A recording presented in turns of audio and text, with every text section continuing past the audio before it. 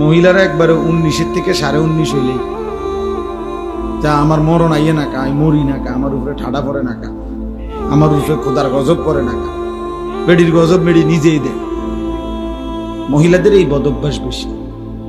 হ্যাঁ, মানে মৃত্যু কামনা করে বেশি, বুঝেন নাই, মরণ কামনা করে বেশি।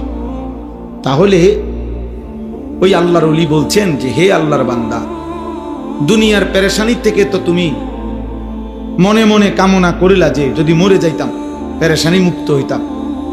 তিনি বলছেন হে আল্লাহর বান্দা, যদি কবরে গিয়ে কবরের আযাব শুরু হয় তখন তুমি ওই আযাব থেকে বাঁচবার জন্য এবার কি চাইবে?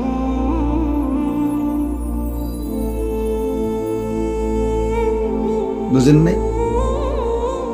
দুনিয়ার পেরেশানির থেকে বাঁচার জন্য তো আপনি মৃত্যু চাইলেন, আচ্ছা তো মরলেন আর কি।